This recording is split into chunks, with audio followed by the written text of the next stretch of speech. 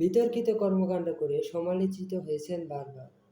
বিচারপতির আসনে বসে করেছেন নিজের মনমতো বিচার। বিজনেস ক্লাসে বসতে না পেরে বিমানের ভিতর তুলকালাম, রাস্তায় সালাম না দেওয়ায় ট্রাফিক পুলিশকে আদালতে কান ধরে উঠবোস করিয়ে শাস্তি দেওয়া, ২১ জন সিনিয়রকে ডিঙিয়ে পদোন্নতি, সরকারি বাড়িতে থেকে ভাড়া না দেওয়া এবং লন্ডনে বাড়ি কিনে আয়ের উৎস দেখাতে না পারা এই বিতর্কিত, এবং সর্বশেষ টকশোতে গিয়ে উপস্থাপিকাকে রাজাকারের বাচ্চা বলে আখ্যা দিয়ে বিতর্কের জন্ম দিয়েছেন সাবেক বিচারপতি AHM শামসুদ্দিন চৌধুরী মানিক। সম্প্রতি ভারতে পালানোর সময় গ্রেপ্তার হন তিনি। বিচারপতি শামসুদ্দিন চৌধুরী মানিক গ্রেপ্তার হওয়ার পর বেরিয়ে আসে তার সম্পদের অজানা তথ্য।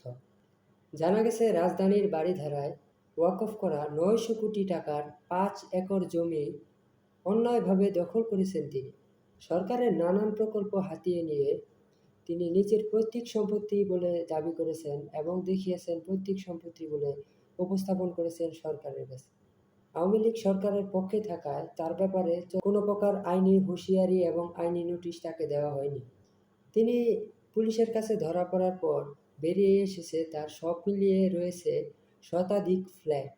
রাজধানীর বারিধারায় দেখা যায়, সাউথ পয়েন্ট স্কুলের কাছে ৫ তলা নির্মাণাধীন একটি ভবনও রয়েছে তার, এবং ভবনের সামনে লিখে রেখেছেন বীর মুক্তিযোদ্ধা শামসুদ্দিন চৌধুরী মানিক। একের পর এক তার নানান কুকর্ম বেরিয়ে আসছে। ভুয়া কাগজপত্র বানিয়ে এই বিচারপতি অনেক জমি দখল করেছেন বলে জানা গেছে। বর্তমানে তিনি সিলেটের একটি বড় হসপিটালে চিকিৎসাধীন অবস্থায় আছে। পুলিশের কাছে হেফাজতে যাওয়ার সময় মানুষের হাতে মারধরের শিকার হন তিনি। অবশেষে হাসপাতালে চিকিৎসাধীন অবস্থায় আছে।